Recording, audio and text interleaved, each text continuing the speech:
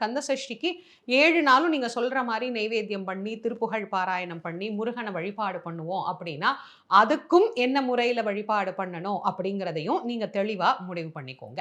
இப்ப கலசம் வச்சு வழிபாடு பண்றீங்க அப்படின்னா, கலசத்துக்குள்ள தண்ணி வைக்கணும். அந்த தண்ணீரில கொஞ்சம் வாசனை திரவிய பொடி கடையிலே கிடைக்கும். அந்த வாசனை திரவிய பொடிய கொஞ்சம் உள்ள போட்டுக்கணும். கொஞ்சூண்டு அதில மஞ்சள் பொடி சேர்த்துக்கோங்க. 1 எலுமிச்சம் பழம், ரூ. 1 நாணயம். இத போட்டுட்டு மாவில வச்சு, தேங்காய் வச்சு ஒரு கலசம் நாம எடுத்து வச்சுக்கலாம். ஒரு வாழை இலையோ அல்லது ஒரு தாம்பாளமோ வச்சு அதுக்கு மேல நெல்லு அல்லது பச்சரிசி பரப்பி அதுக்கு மேல இந்த கலசம் வச்சுக்கலாம். பூஜை அறைக்குள்ளே வைத்துக் கொள்வது சிறப்பானது. எங்களுக்கு பூஜை அறை ரொம்ப சின்னதா இருக்குமா, நாங்க நல்ல சிறப்பா செய்யணும்னு நினைக்கிறோம். அதனால நாங்க எங்களுடைய வீட்டு ஹால்ல நாங்க வச்சுக்கலாமா அப்படின்னு கேட்டா வச்சுக்கலாம்.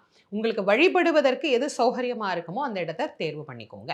படம் வைக்கிறீங்க அப்படின்னா, முருகன், வள்ளி தெய்வ யானையோட இருக்கிற மாதிரி ஒரு அழகான திருவுருவ படம். முருகப்பெருமானுக்கு உரிய அந்த அழகான திருவுருவ படம்